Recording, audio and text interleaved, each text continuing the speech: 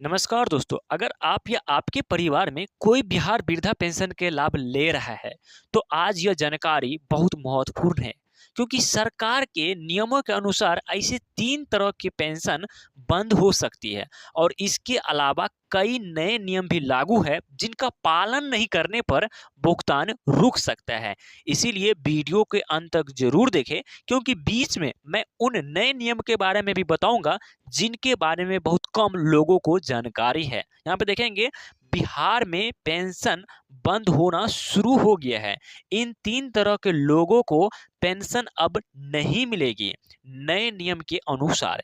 चलिए दोस्तों, वीडियो को कर लेते हैं शुरू। उससे पहले अभी तक वीडियो को लाइक नहीं किए हैं तो प्लीज आपसे वीडियो को लाइक कर लेंगे और चैनल पर पहली बार होंगे तो चैनल को सब्सक्राइब करके ऑल पर सेट कर देंगे। पहला कारण है लाभार्थी के मृत्यु को लेकर।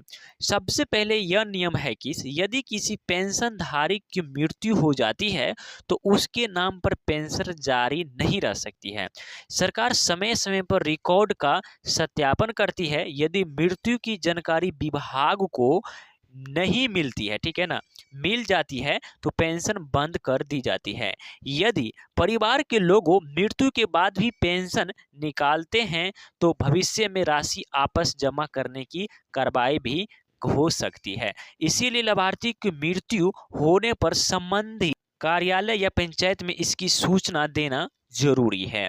उसके बाद यहाँ पे दूसरा कारण क्या हो सकता है? कारण है कि इस विधवा लाभार्थी का पुनः विवाह। यदि कोई महिला पहले से विधवा पेंशन के लाभ ले रही थी लेकिन बाद में उन्हें पुनः विवाह कर लिया, यानी कि पूर्ण विवाह हो गया, तो सामान्यतः वह विधवा पेंशन की पात्र नहीं रहती है। ऐसे स्थिति में नियमों के अनुसार उसकी पात्रता समाप्त हो सकती है और विभाग द्वारा पेंशन बंद किया जा सकता है। इसीलिए लाभार्थी को अपना सही जानकारी विभाग में अपडेट करनी चाहिए। तीसरा कारण है कि इस दूसरी सरकारी पेंशन का लाभ। यदि कोई व्यक्ति पहले से किसी अन्य सरकारी नियम पेंशनों का लाभ ले रहे हैं, जैसे कि सरकार सेवा से मिलने वाली पेंशन या ऐसी कोई अन्य पेंशन जिसके साथ वृद्धा पेंशन की अनुमति नहीं है, तो वह वृद्धा पेंशन अपात्र हो सकते हैं। यदि जांच में जानकारी सही पाई जाती है तो पेंशन रोक दी जा सकती है। चलिए, अब बात करते हैं सरकार के नए नियम की। अब जानते हैं वो महत्वपूर्ण नए नियम का पालन करना बहुत जरूरी है। अगर पालन नहीं करते हैं तो आपका पेंशन का पैसा नहीं आएंगे। यहाँ पे जो पहला नियम है वह है ई-केवाईसी जरूरी करना। सरकार समय समय पर लाभार्थी का ई-केवाईसी करवाती है। यदि ई-केवाईसी नहीं कराया गया तो पेंशन का भुगतान अस्थायी रूप से रुक सकता है। इसी कारण मैं आपको बार बार बोल रहा हूँ, ई-केवाईसी जरूर करा के रखें। दूसरा नियम है कि आधार और बैंक खाते की सही लिंकिंग। लाभार्थी का आधार नंबर बैंक खाते और पेंशन रिकॉर्ड से सही तरीका से जुड़ा होना चाहिए। यदि लिंकिंग में समस्या है तो भुगतान अटक सकता है। ये बात आपको समझनी होगी। तीसरा नियम यहाँ पे है कि इस बैंक खाता सक्रिय रखें।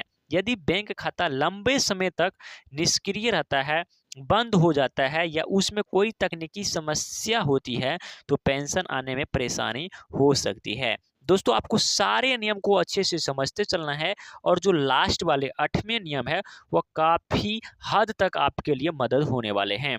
और यहाँ पे नियम नंबर 4 है कि इसे सही दस्तावेज और जानकारी, जन्म तिथि, नाम, आधार नंबर या अन्य जानकारी में गलती होने पर सत्यापन के दौरान भुगतान रोक सकता है।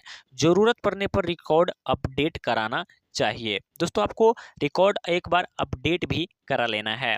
नियम क्या है यहाँ पे? पांचवा नियम है दोस्तों यहाँ पे पात्रता का सत्यापन। सरकार समय समय पर लाभार्थी का पात्रता भी जांच करती रहती है। आप ये बात को ध्यान में रखना है। यदि किसी व्यक्ति नियम के अनुसार पात्र नहीं पाया जाता है तो उसका नाम सूची से हटाया जा सकता है। तो आपको नियम से अनुसार चलना है और आप पात्र है लेने लायक तभी आप लीजिए। और उसके बाद यहाँ पे नियम नंबर 6 है मोबाइल नंबर अपडेट रखें।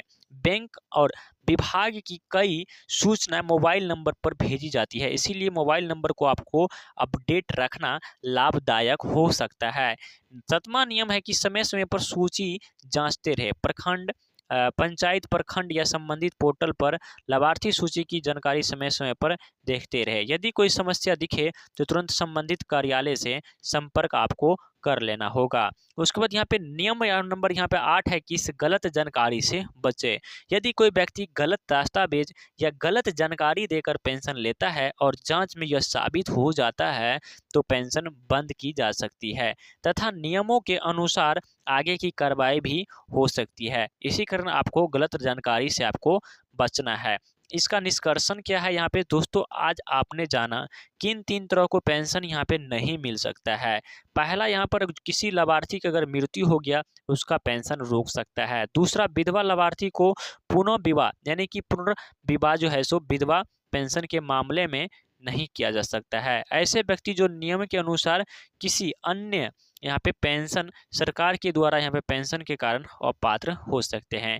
साथ ही अपने सरकार के महत्वपूर्ण नियमों को भी जाने। ई-केवाईसी, आधार बैंक खाता सक्रिय नहीं रहना और सही दस्तावेज और पात्रता सत्यापन, मोबाइल नंबर अपडेट और लाभार्थी सूची और गलत जानकारी से बचना होगा। दोस्तों, यहाँ आपको यह जानकारी उपयोगी लगी हो तो वीडियो को लाइक करें और अपने परिवार और दोस्तों के साथ जरूर शेयर करें और चैनल को सब्सक्राइब करना ना भूलें। धन्यवाद। मिलते हैं अगली महत्वपूर्ण जानकारी के साथ।